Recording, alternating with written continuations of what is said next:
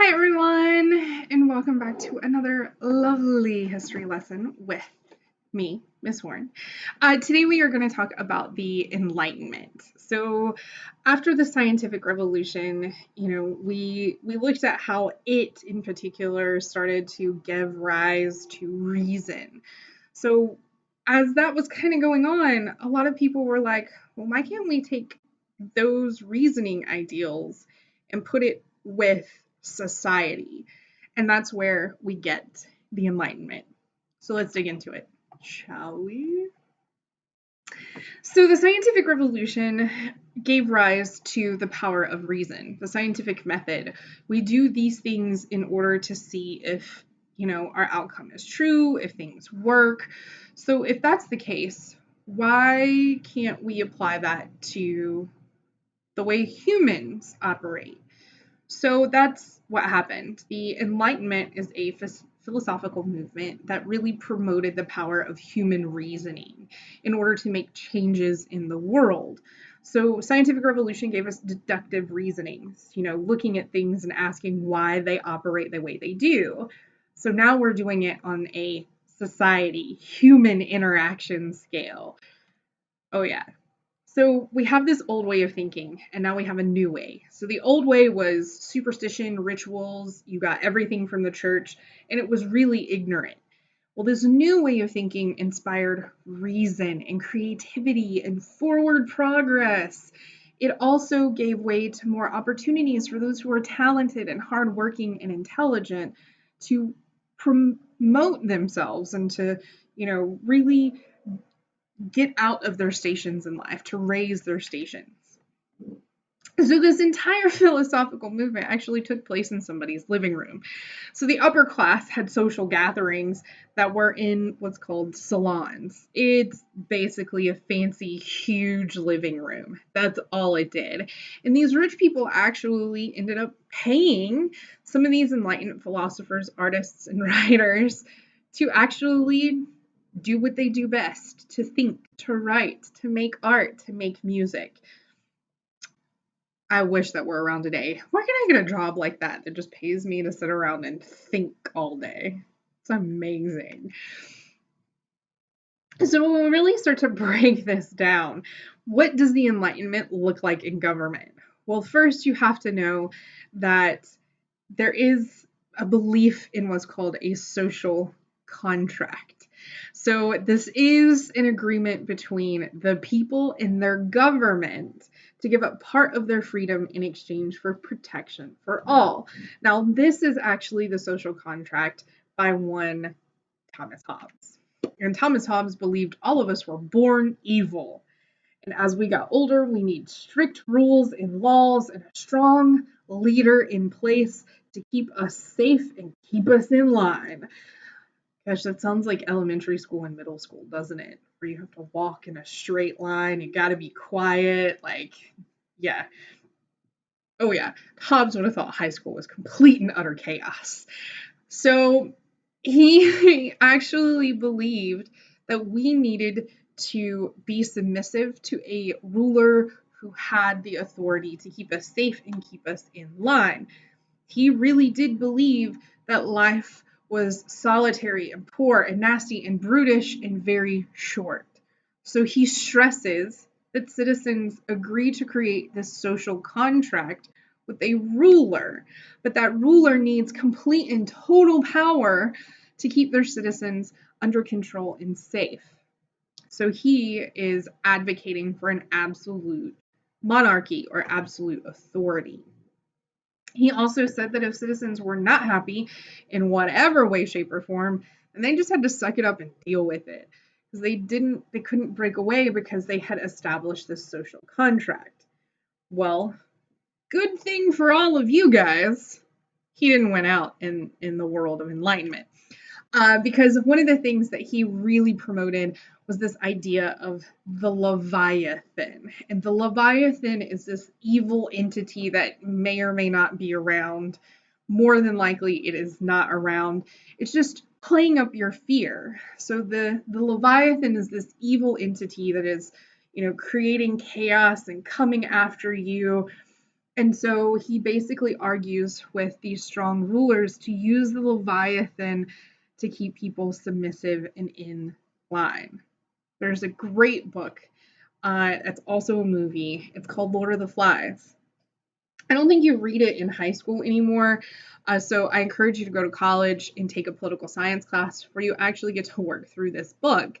This book is about a bunch of like Boy Scouts who are flying back to their home of England when something goes wrong and the plane crashes on a deserted island and all of the adults are killed. So all of these boys, like, you know, as young as 8 all the way up to 13, 14, are now left to fend for themselves.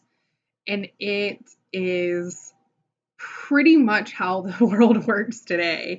You have one side that has a democratic, enlightened leader, and the other side is an absolute totalitarian authority figure. And he uses the Leviathan to create fear and chaos in order to keep the kids safe. Oh, it's terrible. It's terrible, but it's good at the same time. So lucky for us, um, Hobbes was not the only Enlightenment philosopher thinking of government. We also have John Locke. Now, Locke also believed in a social contract, but the social contract was very different from Hobbes. So, with Hobbes, the social contract was you need to give up your freedoms in order to have a strong ruler to keep you safe. Well, Locke believed that the social contract was an agreement between the people and government would keep the people and their natural rights safe, and they would be the protectors of it. So, what are the natural rights? Well, the natural rights, according to Locke, was life, liberty, and property, not to be confused with what we have in the United States. And we will get to that when we talk about the American Revolution. But Locke actually believed that people were naturally good and they knew what was best for them. And they were born with these inalienable human rights of life, liberty, and property. And that government was basically put in place to protect the people and to protect those natural rights.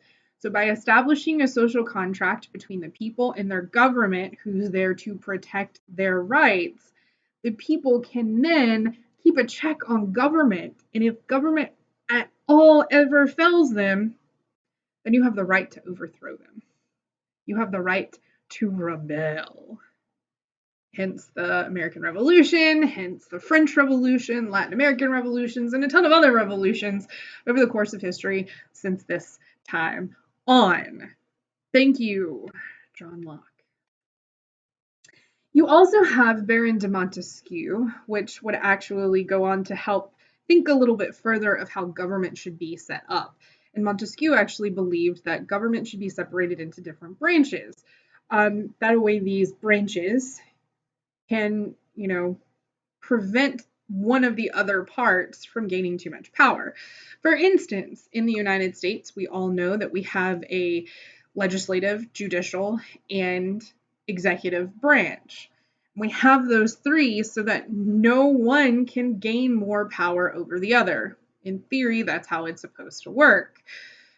We can talk all day long about how I can argue against that nowadays. But this is how it was set up. The legislative branch is the one that actually makes the laws and makes the budget and, determines how money is spent. The executive power is more of the face and kind of promotes certain legislative policies. They are the face of, their country in the international world. And then the judicial branch makes sure that whatever the legislative and the executive branch do is in the means of what they can do. And so none of them grow into too much power. Then you have Jean-Jacques Rousseau. So let's go back to Hobbes. Hobbes actually believed that people were born bad and needed strict laws and to be told strictly what to do. Well, Locke and Rousseau actually believed that the people were good and that society actually corrupted the people. So Rousseau actually argued that when society fails the people, that's when good people go bad. And I can kind of see that. I can kind of see that. Way more than Hobbes. So so that's government. If we expand to society as a whole, we start to see Voltaire. And Voltaire actually argued and believed that you should have the freedom of religion. It's no government's business what religion you practice because government shouldn't be involved in church, shouldn't be involved in religion. You can be religious as a leader, but you shouldn't bring your religious ideals to make laws. So he advocated for liberty and he also advocated for the freedom of speech. Dun, dun, dun. So a nice little collection of all of these Enlightenment writings was assembled by a man named Diderot. And Diderot actually took all of these Enlightenment philosophers' ideas, works, written works, paintings, what have you, and created the first set of encyclopedias. And it was in 28 volumes. So before the world of the internet and Google, this is how people got their research. Every year, encyclopedias would be updated, or every other year, encyclopedias would be updated with the most accurate information. And when you were doing research, your first stop would be the encyclopedia. Whereas I actually encourage your first stop nowadays to be Wikipedia. You don't cite Wikipedia, but you can use it to get a basic understanding or a basic knowledge of what this thing is, and then go beyond that and do more in-depth research.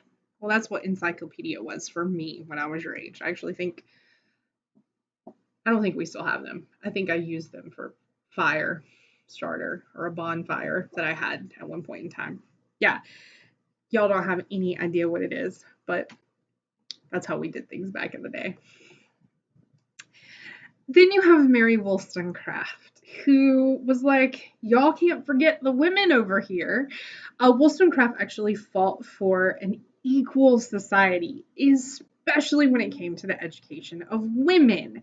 She actually wrote a book called A Vindication of Rights of Women, basically stating that women throughout all of history have been seen as inferior to men when it is women who give birth to all of you. And given the opportunity, we can be as smart or smarter than men. And we can have reasoning skills and put our emotions aside and be just like y'all. And she's pretty BA. Her daughter, Mary Shelley, would go on to write Frankenstein. And that's where we get Frankenstein from. I can go into way more detail about Mary Wollstonecraft and Mary Shelley in class with you guys. So continuing on with society and how it is set up, we start to see the emergence of, a new economic society. And it starts with exploration. So during exploration, we see the economy change from like bartering to what's called mercantilism. There's actually an exchange of money for products now. And so Adam Smith takes this one step further. He wrote a little book called The Wealth of Nations in 1776, where he advocated for what's called a free market economy. And this basically means that government has no say whatsoever in the economy, that it ebbs and flows or goes ups and down or goes up and down as needed, right? There is no hand tipping the scale one way or another. And this is called laissez-faire. Easy way to remember it is laissez-faire. Government has a lazy affair with the economy. And what Adam Smith is actually advocating for is what we call capitalism. And capitalism, true capitalism at its finest, basically means that there is a true free market. That government has no intervention, there is no regulation over the economy whatsoever. So my question to you guys is, do we in the United States who, promotes capitalism, Are we truly a capitalist country? Think about that one. So also, we talked about this with absolute monarchs, the enlightened despots, or those strong monarchs who used Enlightenment ideals, but also fell short with them because they were absolute rulers. So we have Frederick the Great of Prussia. He promoted education and religious tolerance and freedoms, but he was an absolute ruler and he also fought in many wars. Catherine the Great, she supported philosophers in education and culture. She limited the rights of serfs and turned way more absolute as she got older and got more and more paranoid. And she was totally tone deaf. Then you have Joseph II of Austria, who was probably the most enlightened out of all of the enlightened rulers. He abolished serfdom and torture. He allowed for religious freedoms, but he was still an absolute ruler. Again, as he got older, the absolute fist came out. Wah, wah. So let's talk about, art and architecture for a second, and then we'll move into music. So art, previously, the style of art and architecture was called Baroque. If it ain't Baroque, don't fix it. That's a cheesy joke among historians. And I also totally stole it from Beauty and the Beast. Baroque style was characterized by these grand, ornate, elaborate, you know, looking palaces, but it wasn't just palaces. So this is the church or cathedral at Versailles. You can it is gilded. It is in your face. It's obnoxious, and some would call kind of tacky. Rich people oftentimes don't have the best taste. Just saying.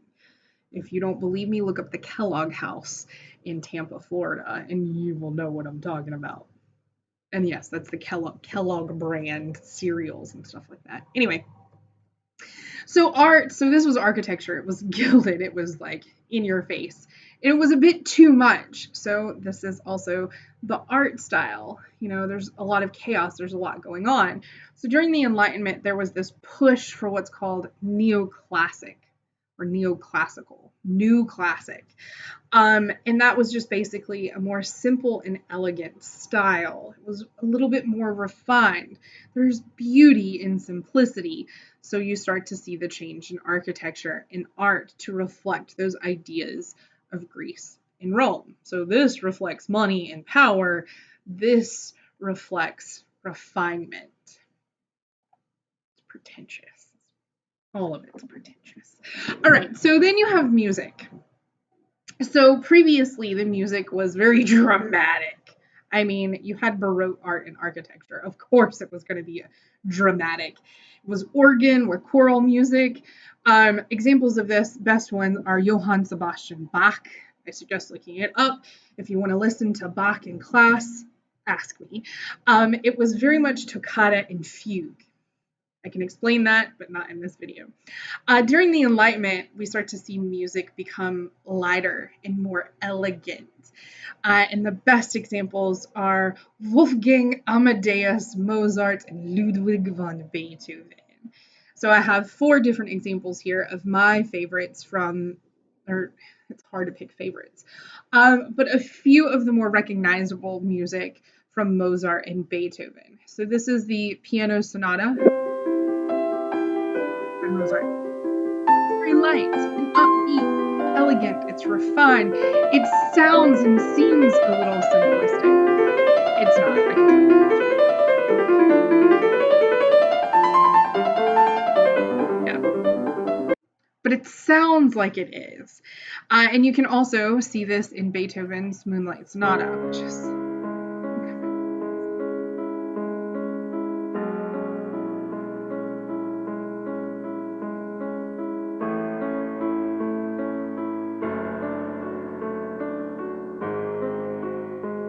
I can actually play this. I can't play piano, but I can play the Moonlight Sonata and For Elise on piano.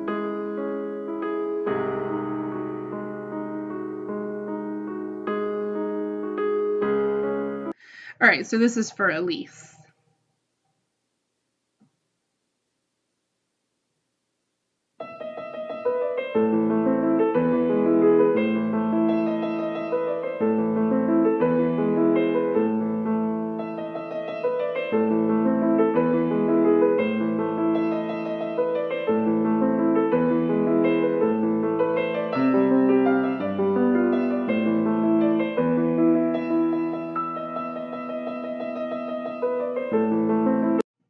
See those hand movements. All right, and then the last one is probably the most famous by Beethoven.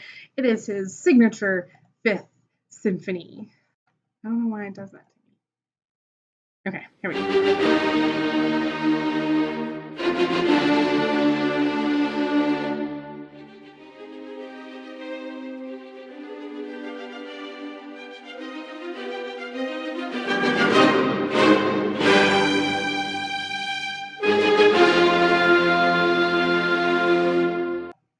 I'm such a music nerd, and I ain't apologizing for it. Okay, so what is the impact of all of this? Well, some of the most significant impacts basically comes from Enlightenment writers examining the way government in, this challenge of divine rights of monarchs and this union between church and state and how unequal society is. So because they lived in a world of ideas, they popularized new theories about how things work. The most interesting thing about all of this is that they weren't looking for revolution, and none of these Enlightenment philosophers were actually active in any of the revolutions that would come. They were like Martin Luther during the Reformation. Martin Luther didn't want to create a breaking of the church. He wanted the church, the Catholic Church, to reform itself. Well, all of these Enlightenment philosophers were encouraging monarchs to reform themselves. They weren't advocating for active revolutions. Well, maybe Locke was. But for the most part, they were just looking at reforming what was there. But they would ultimately end up inspiring all of these revolutions. So the lasting effects are one, this belief in progress was led by the scientific revolution.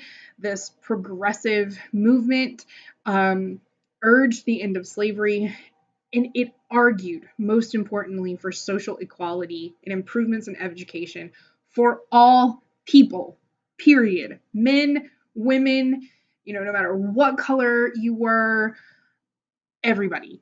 They argued for equality for everybody. Number two, they also advocated for a more secularly world view. That means a non-religious worldview. And this is, along with the Reformation, is where people started to begin challenging what they had been told or what they had been taught. So as a result of all of this, they believed that you should have religious tolerance. Like, we don't all believe in the same things. So why are we stressing over, these other things? So have a more secular worldview. And then finally, you see the rise of individualism. So as people began to turn away from the church and royalty for guidance, they began looking within themselves. So people were encouraged to use these scientific method, deductive reasoning, Enlightenment theories to determine their own version of what is right and wrong. This is where you start to see morality outside of the church, where you start to see the argument of you can have a moral code without practicing any religion. And that is a shocking idea even to this very day. So I'm not going to go any further into it than that. All right, and so this actually all leads into revolutions because people have had enough and they start citing Enlightenment philosophers over it. So I'll see you next time for the Age of Revolution.